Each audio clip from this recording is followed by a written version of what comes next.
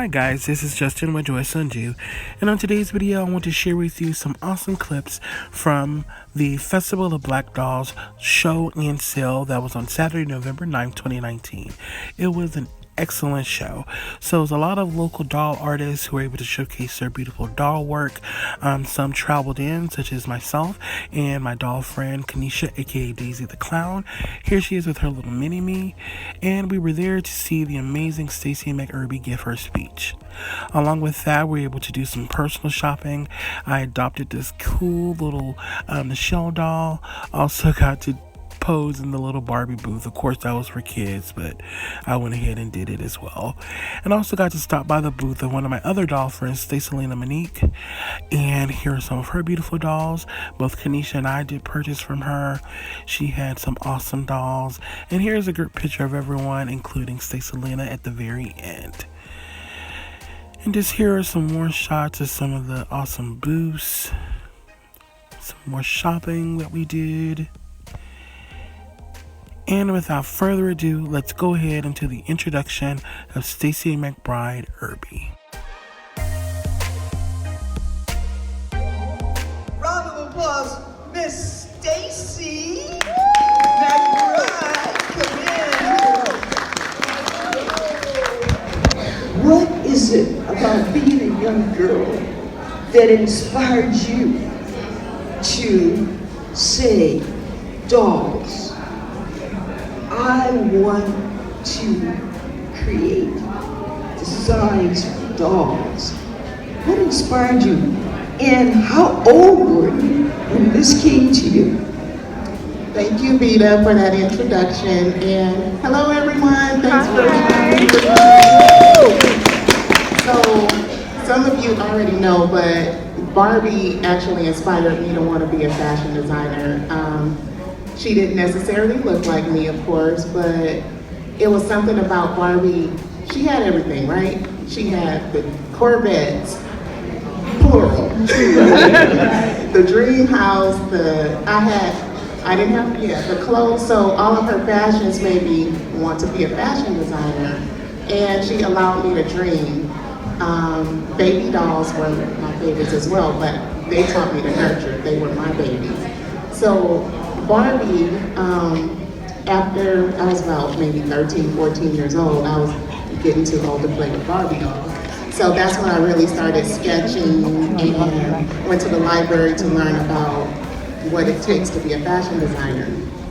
So at that time, my grandmother knew that I wanted to be a fashion designer, and she had worked in the garment district, and she didn't see anyone that looked like me in the garment district. So she kind of was trying to protect me from going into that industry and being hurt, but I didn't really have a plan B. I'm like a young girl, I'm going after my dream, right? So I continued to go after that dream. Went to Los Angeles Trade Technical College to be a fashion designer. There was Brooks College at the time, FIDM, Fashion Institute of Design and Merchandising. But I was also a little frugal. I was taking that leap of faith, but I also didn't want to waste any money either, just in case that wasn't the route that I wanted to take. So I went to Los Angeles Trade Tech. So lo and behold, I'm telling the long story, but You said at 13. What was going on before you were 13? What was your first doll, and who gave it to you? And what is it about your first doll that sticks in your memory bank right now? I don't necessarily remember my first doll, but my sister, who is 4 years older than me, she's in the audience. Thank you for coming. But I do remember Barbie was one of the first dolls that I saw her playing with and I gravitated to. I guess about maybe 4. Maybe about 4, I would say. Yeah, 4 years old. But again, I had the baby dolls, and then Cabbage. I went through the Cabbage Patch phase as well. So Barbies and dolls were important in my life, and I was also an introvert. So playing with dolls was like my space, my creative time. Now, as far as the designs for Barbie, I mean, I understand you did a lot of sketching, even at 13, right? You were sketching? Okay, so did you have sketch pads, or did you just like anything, just a blank piece of paper? Would you just say, oh, wow, I got something in here and I want to sketch? Or did you have a set routine? As far as sketching, I mostly focused on people because, again, fashion design, I wanted to draw her hair, I wanted to, create her shoes and her makeup, and I just wanted to see the finished product. So it was mostly anything that I saw. I would have sketch pads as well that I would take with me, but that was basically it. I loved drawing people. I didn't focus on like cars or buildings or nature. Do you have those sketch pads now? Did you keep them? I don't have all of them, but I do have some of my pieces of work. I recently found one of my first sketches of an Essence magazine face. And I was going to show you guys. I had a PowerPoint with it. Okay, the reason why I asked, because here being part of an archives department here, I've learned to always ask the artists, do they keep their original sketches? Because when you're trying to preserve African American history and culture, this is what we look for, originals. So you out there, if you've been in Oakland for a while, not necessarily born and raised in Oakland, and you want to be a part of this institution for generations to come, keep those sketches, keep those images, those pictures. Encouraging me to go into fashion design. And I still have that article, Rita. I do. So, and Miss Kitty just signed it maybe 3 months ago, autographed it for me. But Kitty was very influential in me learning toy design on the job. I ended up, again, cold calling her, left her a message. She didn't respond within like a month. And I was still looking for a job. So I quit that job that my grandmother told, that situation. So that's when I was looking for a job. So I ended up calling her back, and she answered the phone and said, "Are you the designer that called me? I lost her information, but I'm looking for an assistant." So it's God's timing, of course. Before the first time I called, she still had an assistant. She was not looking for an assistant at the time.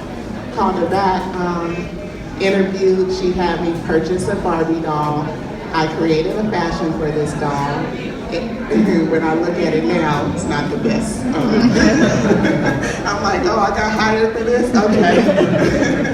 But it was a red jumpsuit, and Kitty loved jumpsuits. So, and I remember when I first saw her, some of you know what Kitty looks like, but I was like, this is like the princess here. I saw her, she had a white pantsuit on, this big curly hair, and I'm like, I know she drives a Mercedes with the drop top. I don't know, it was something magical about Kitty. So it was really fun working with her, learning from her. She was very particular about everything that she did. We worked long hours. A few of my first dolls that I worked on with her were Tangerine Twist. That was the first collector doll with her. And then the Playline dolls were Blossom Beauty. It was an angel doll, so I had to airbrush the flowers, and I was just excited going to the model shop. I felt like I was doing something. And then Dentist Barbie, so I got to see the process of learning how to do toy design, because we also had to do toy testing where the kids weren't that impressed with the Dentist Barbie, because who likes the dentist, right? But it is a part of our journey. We have to go to the dentist. So we did do the dentist Barbie, but we eliminated the sound, because that's scary. Like, you push a button and it was going to make a noise, but we softened that up a little bit.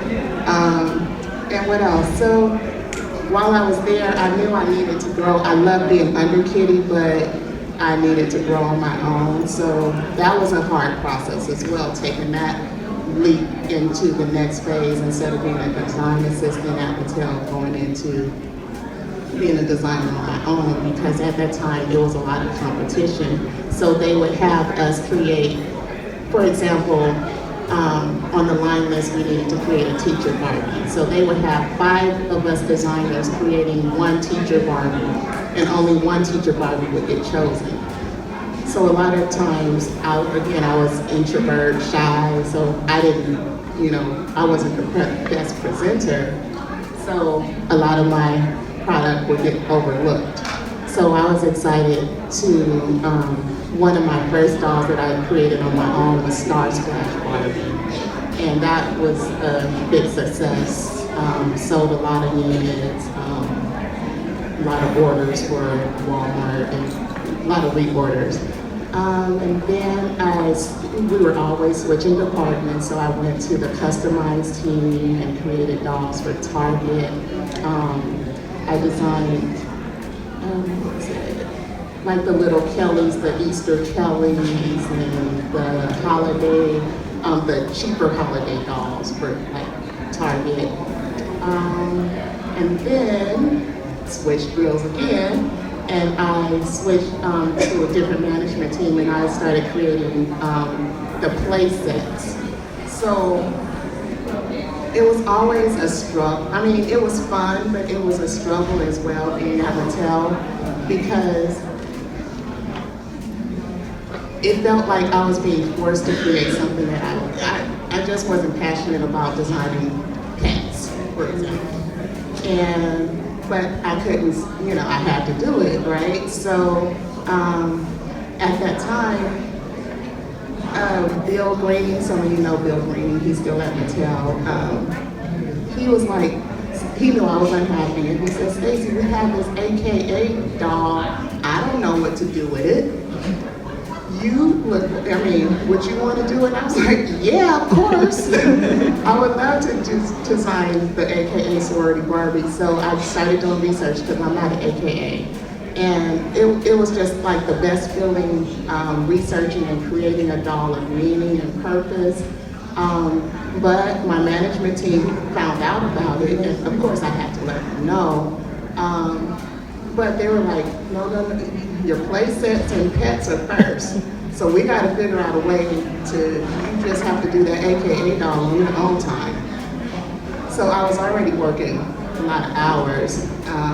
But I pushed through it. I was going on Saturdays, working weekends to get this AKA sorority doll done. And it was one of my most successful projects. And it sold out. I heard there was a line out the door at the AK Day Centennial celebration. So that kind of inspired me to create my next line of dolls at Mattel, which that inspired me. Also, my daughter, who was around 6 at the time, she wasn't playing with Barbie like I thought she should. And I'm like, you get all these free dolls and you don't want to play. I'm like, I want to play with you, but she didn't want to play with the dolls. So I'm like, well, maybe she doesn't relate to him because it doesn't look like her. It's a different generation now. So I ended up staying up late again, doing my pets. And I started researching. At the time, Barack Obama was a candidate for presidency. Disney was about to come out with their first African-American princess. And I was like, let's figure this out. I need Mattel to buy into what I want to sell. I want to create an African-American line of dolls that speak to our young girls, positivity, not just an afterthought. So for example, if we did design a Dr. Barbie, we would always design the Caucasian doll first, and then the line list would tell us, well, no, we need a black doll too. But I didn't want that to be an issue. I wanted them to or Walmart or Target or Toys R Us. I want them to not just focus on the white doll, but I want them to buy into this sewing style line of dolls, which I was able to create. So, and with positive images for our girls. So the big sister mentored her little sister. So that was something positive, and it was, you know, some of you know, like, what it meant to you. It also meant so much to watch my daughter play with these dolls as well. And it created the opportunity for me to speak out and be on BET's My God is Beautiful, CNN, CBS. Again, I told you guys I was shy. Like 15 years ago, I would not be talking to y'all. I'd be behind. So this is a step in the right direction for me as well. I'm speaking up for myself. And while I created the sewing style line of dolls, it also helped me grow into the person that I am today as well, because I fell into my purpose. My purpose was to speak to little African American girls or brown girls, see a representation of them following their dreams.